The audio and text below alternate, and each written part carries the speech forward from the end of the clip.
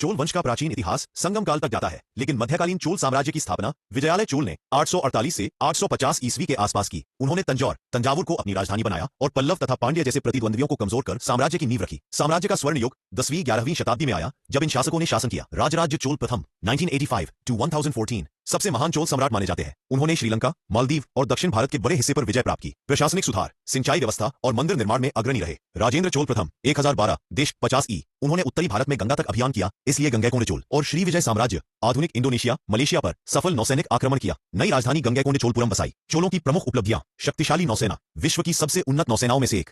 बंगाल की खाड़ी को चोल झील कहा जाने लगा। मंदिर वास्तुकला, द्रविड़ शैली का चरमोत्कर्ष। सबसे प्रसिद्ध उदाहरण है बृहदीश्वर मंदिर, तंजावुर, जिसे राजराज प्रथम ने बनवाया। यह यूनेस्को विश्व धरोहर है। बृहदीश्वर मंदिर की कुछ भव्य विशाल विमान आज भी हैरान करती है। कला और शिल्प, चोल काल की कांस्य मूर्तियां विश्व प्रसिद्ध है। सबसे प्रसिद्ध है नटराज, नृत्य करते शिव की कांस्य प्रतिमा। प्रशासन बहुत उन्नत और विकेंद्रीकृत। गाय स्तर पर सभा, उत्तर मरूर जैसी द्वारा स्वशासन। भूमि सर्वेक्षण, सिंचाई व्यवस्था, कावेरी डेल्टा और व्यापार में विशेष प्रगति। 13वीं शताब्दी की शुरुआत में पांड्य वंश के उदय, होयसल और अन्य शक्तियों के कारण चोल साम्राज्य कमजोर हुआ। अंतिम महत्वपूर्ण शासक राजेंद्र चोल तृतीय 1246 से 1269 ई। 1269 में पांड्यों ने चोलों को पूरी तरह पराजित कर दिया और साम्राज्य समाप्त हो गया।